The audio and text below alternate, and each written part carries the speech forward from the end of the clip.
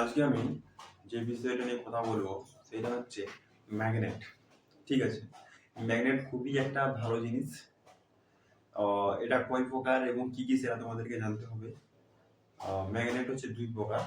একটা হচ্ছে natural magnet বা প্রাকৃতিক চুম্বক, আর একটা হচ্ছে আর্টিফিশিয়াল ম্যাগনেট বা কৃত্রিম চুম্বক। দেখো, পড়াশোনায় মনোযোগ দিতে গেলে তোমাদেরকে অবশ্যই পড়তে হবে, নির্দিষ্ট ফিক্সড টাইম করতে হবে যে এই টাইমে আমি বই নিয়ে বসবো, এইটা আমি এই টাইমে এটা করবো সেটা করবো, এটা নির্দিষ্ট টাইম করতে হবে। তাই মেইন টপিকে আমি যাচ্ছি। ম্যাগনেট দুই প্রকার, একটা হচ্ছে ন্যাচারাল ম্যাগনেট বা প্রাকৃতিক চুম্বক, আর একটা হচ্ছে আর্টিফিশিয়াল ম্যাগনেট বা কৃত্রিম চুম্বক। ন্যাচারাল ম্যাগনেট বা প্রাকৃতিক চুম্বক কাকে বলে? প্রকৃতিতে যেসব চুম্বক পাওয়া যায় তাদের প্রাকৃতিক চুম্বক বলে। ঠিক আছে, প্রকৃতিতে যেসব চুম্বক পাওয়া যায় তাদের প্রাকৃতিক চুম্বক বলে। এই ধরনের চুম্বক হলো খনিজ চুম্বক। এই ধরনের চুম্বক হলো খনিজ চুম্বক। আর এই ধরনের চুম্বকের শক্তি বেশি হয় না, বাজারে কিনতে বেশি পাওয়া যায় না, আর এরা নির্দিষ্ট আকারের হয় না, আর এই চুম্বকগুলো বাজারে কিনতে বেশি পাওয়া যায় না। ম্যাগনেসিয়া নামক অঞ্চলে এই ধরনের প্রচুর পাথর পাওয়া যায়। ম্যাগনেসিয়া নামক অঞ্চলে এই ধরনের প্রচুর পাথর পাওয়া যায়। আর হচ্ছে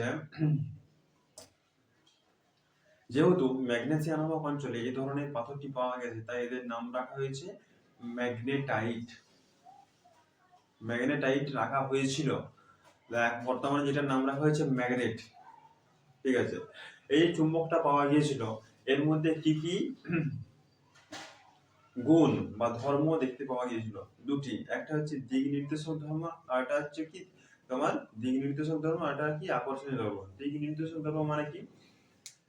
একটা চুম্বককে মধ্যখানে বেঁধে যদি ঝুলিয়ে দেওয়া হয় তাহলে চুম্বকটি উত্তর দক্ষিণ মুখ করে স্থির হয়ে যায়। চুম্বকের এইটাকে বলা হচ্ছে দিক নির্দেশক ধর্ম।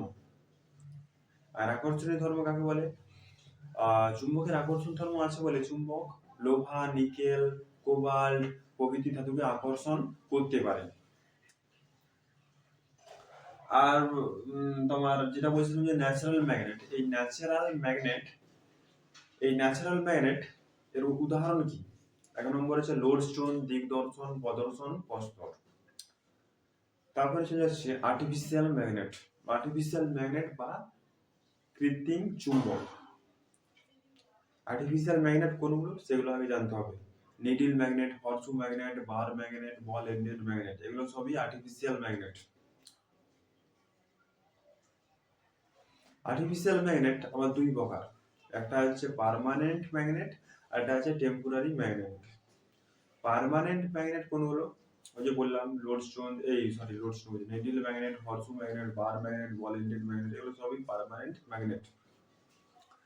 এইগুলো কি পার্মানেন্ট ম্যাগনেট? মানে এগুলো ম্যাগনেটগুলোকে বানানো হয়েছে। ঠিক আছে, মানুষ নিজেদের প্রয়োজন অনুসারে ম্যাগনেটগুলোকে বানিয়েছে, মানে এগুলো প্রাকৃতিক চুম্বক নয়, এগুলো হচ্ছে আর্টিফিশিয়াল ম্যাগনেটের মধ্যে আছে পার্মানেন্ট ম্যাগনেট, যেগুলো মানুষ নিজেদের মতো করে কোথায় কোনটা গোল হবে, হর্সু ম্যাগনেট, ঠিক আছে, নিডল ম্যাগনেট, এগুলো তো আর তোমার প্রাকৃতিক থেকে এরকম ভাবে আমি যেটা চাই সেটাই হবে, সেটা হবে না, আমাদের নির্দিষ্ট মাপ অনুযায়ী সেটাও বানাতে হয়েছে। তাই আমরা এটা পার্মানেন্ট ম্যাগনেটটাকে আমরা নিজেদের মতো করে এটা বানিয়েছি। এই যে যেমন হচ্ছে needle magnet, horseshoe magnet, bar magnet, ball ended magnet, এগুলো আমাদের নিজেদের মতো করে বানিয়েছি। আর হচ্ছে তোমার টেম্পোরারি ম্যাগনেট অর ইলেকট্রোম্যাগনেট, যেটা ইলেকট্রিসিটির মাধ্যমে ম্যাগনেটাইজ করা হয়, আবার যখন ইলেকট্রিসিটি বন্ধ করে দেওয়া হয় তখন সেটা ডিম্যাগনেটাইজ হয়ে যায়, তখন তার ম্যাগনেটাইজ প্রপার্টি আর থাকে না। মানে ইলেকট্রিসিটির মাধ্যমে আমি যখন একটা কন্ডাক্টরকে, ঠিক আছে, যখন ইলেকট্রিসিটি দেবো তখন সেটা ম্যাগনেটাইজ হয়। মানে কন্ডাক্টরকে দিলে শুধু হবে না, এটাকে কয়েল বানাতে হবে, তবে সেটা ম্যাগনেটাইজ হবে এবং চুম্বকের মতো বিহেভ করবে। মানে একটা চুম্বক কি নর্থ পোল থাকে, সাউথ পোল থাকে, ওই কয়েলটার মধ্যে নর্থ পোল সাউথ পোল হয়ে যাবে। ঠিক আছে, এটা হচ্ছে ইলেকট্রোম্যাগনেট, টেম্পোরারি ম্যাগনেট বা ইলেকট্রোম্যাগনেট। আমাদের পৃথিবীতে যত রকম পদার্থ আছে সবগুলোকে তিনটে ভাগে ম্যাগনেটিজম প্রপার্টি অনুযায়ী ভাগ করা হয়েছে। এক নম্বর হচ্ছে ফেরোম্যাগনেটিক সাবস্টেন্স। ফেরোম্যাগনেটিক সাবস্টেন্স সেগুলো যেগুলো খুব স্ট্রংলি আকর্ষিত হয় সেগুলোকে ফেরোম্যাগনেটিক সাবস্টেন্স বলে। যেমন কি লোহা, নিকেল, কোবাল্ট এগুলো চুম্বকের সাথে খুব স্ট্রংলি ম্যাগনেটাইজ হয়। তার জন্য এরাকে ফেরোম্যাগনেটিক সাবস্টেন্স বলা হয়। আরো অনেক উদাহরণ আছে, আমি জাস্ট এই 3টে উদাহরণ দিয়ে বোঝালাম। 2 নম্বর হচ্ছে প্যারাম্যাগনেটিক সাবস্টেন্স। প্যারাম্যাগনেটিক সাবস্টেন্স সেগুলো যেগুলো আম, খুব স্লাইডলি বা খুব হালকাভাবে ম্যাগনেটাইজ করা হয়, সেগুলোকে প্যারাম্যাগনেটিক সাবস্টেন্স বলে।